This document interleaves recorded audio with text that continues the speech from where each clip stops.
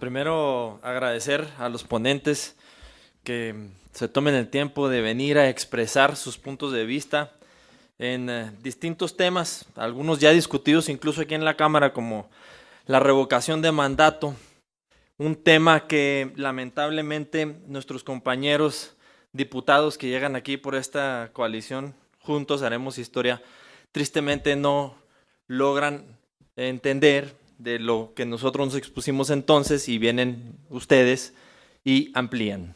Bien, esto lo digo porque, pues, en una revocación de mandato yo quisiera preguntar a nuestro ponente Yuri Beltrán, perdón, si usted cree que se debe de llevar al mismo momento en que se lleva la elección. Nosotros propusimos que se llevara concluyendo la primera fase, los primeros 3 años de la administración federal. Esto para que la ciudadanía, la gente, pudiera evaluar al corte de este primer término si debe de continuar el presidente en turno encabezando la administración. Bien, esa es una pregunta. La otra pregunta es comentarle a nuestro ponente Gerardo Romero si usted cree bueno que la boleta ya no sea tachada, sino que se haga un agujero, como en estas papeletas que se ponchan tipo escuela, ¿verdad? Y ahí ya no hay la confusión de que se votó por 2, solamente agujeras uno solo. Y esta misma papeleta se puede introducir a la computadora y en ese momento pues indique el voto a dónde es dirigido. Porque basarnos en un voto electrónico, pues no tenemos la confianza ahora de cómo se lleva una elección, dado a que todo termina judicializándose, ¿verdad? Todo se va a tribunales, todo queremos que lo resuelvan los magistrados o magistradas.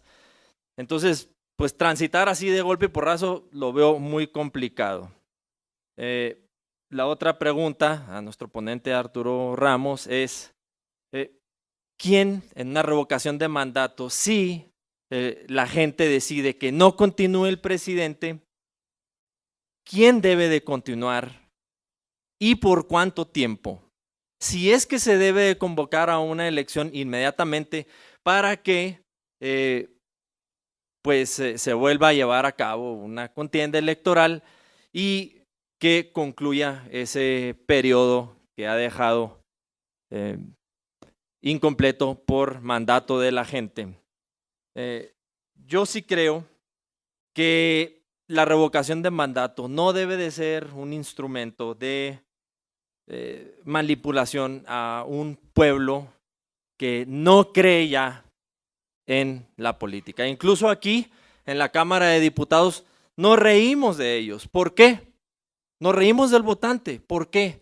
Porque una vez que llegan aquí con un simple memorándum, pueden brincar diputados de un grupo parlamentario a otro sin importar que el pueblo los eligió para que los representara a través de un partido y sobre una línea que propusieron.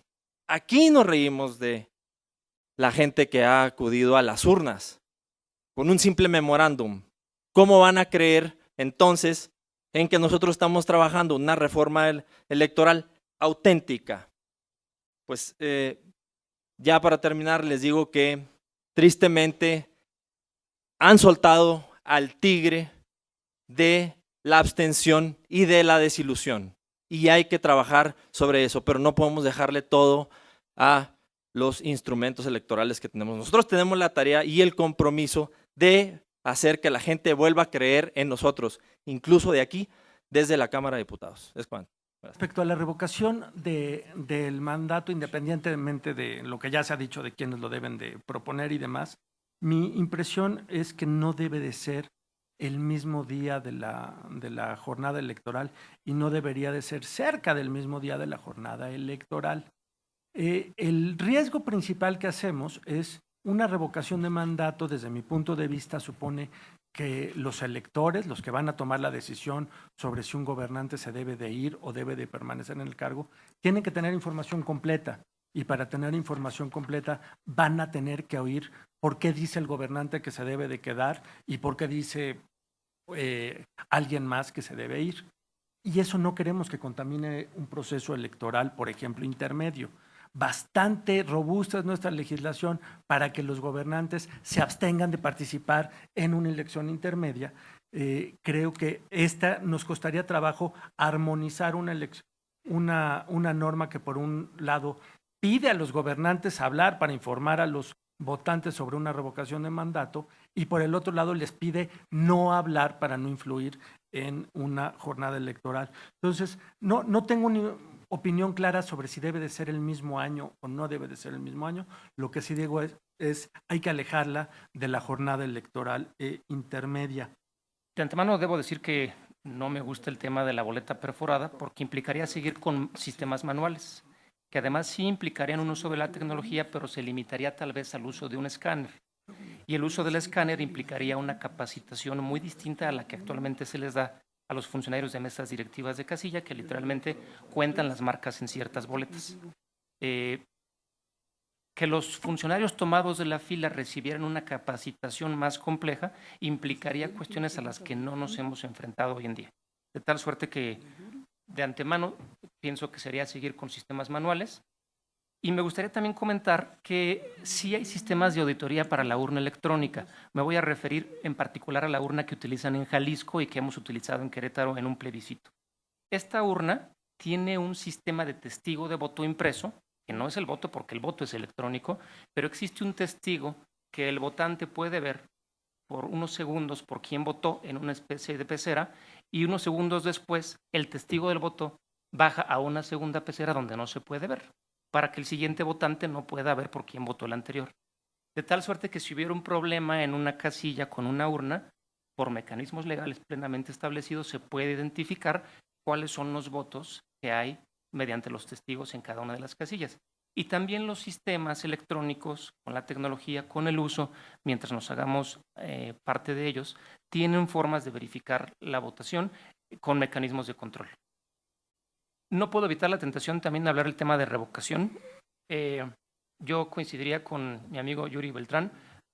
Haré una regla muy sencilla: nunca en un proceso electoral, porque la jornada electoral no es la culminación del proceso electoral. Todavía después viene la declaración de validez y las entregas de constancia, que, como ustedes saben, en un sistema jurisdiccional se puede alargar varios días. Y el caso que representaría más problemas que nos toca a las autoridades locales son las elecciones de ayuntamientos.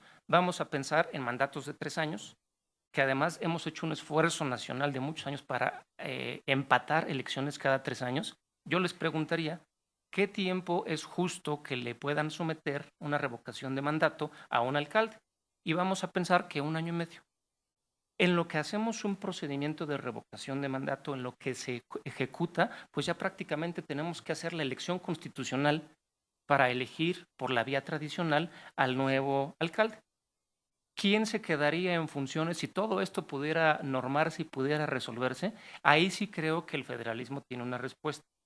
Y hay similitudes en el caso de cuando una elección se tiene que repetir, se vuelve extraordinaria, y me refiero muy particular cuando termina el mandato de quienes están en el cargo en los ayuntamientos, se abre un proceso en que lo tienen que dejar y nosotros tenemos que volver a llamar elecciones.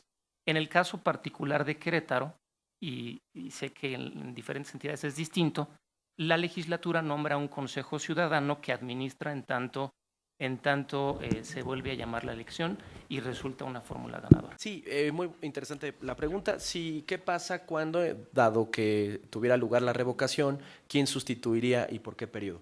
Bueno, un poco mi respuesta sería basada en el derecho comparado y en algunas experiencias locales, es que entrarían los mecanismos de sustitución.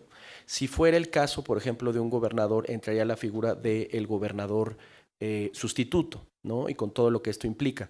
De hecho, las normas de revisión, recuerdo Jalisco, cuando dice que tuviera lugar la revocación, entrarían las reglas de sustitución.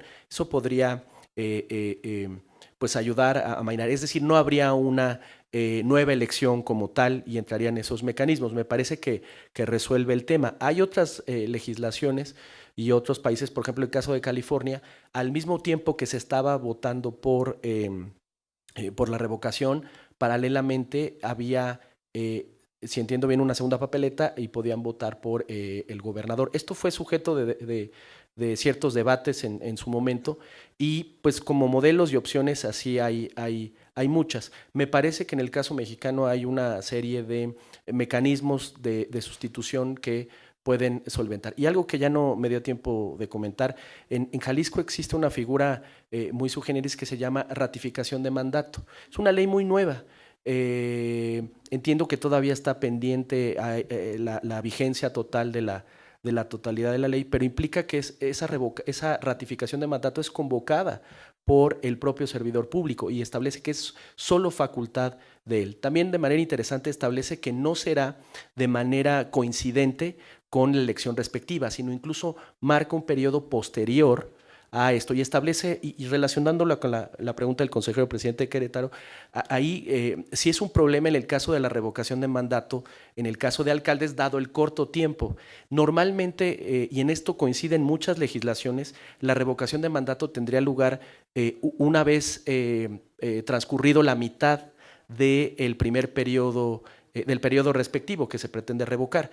Efectivamente, en una alcaldía, una diputación que duran 3 años, pues ya prácticamente al organizarla, pues ya casi se estaría acercando el último periodo. Hay legislaciones, por ejemplo, en Sudamérica que prohíben la revocación el primer año y el último año, precisamente por esta circunstancia. Son el tema de los detalles que ya en la implementación sí se vuelve muy complicado tratar de prever, pero eso pues son un poco la variedad. Yo creo que lo interesante es como pues ver todo el repertorio de elementos que existen y buscar el más idóneo. Sí, me parece que se vuelve muy complicada su implementación, pero bueno, hay ejemplos incluso de entidades federativas que si no han tenido tanta experiencia, sí hay ya un camino recorrido.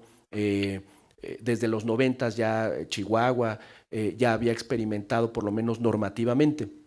Después la Corte declaró inconstitucional por ahí de 2009 y creo que eso inhibió un poco la previsión.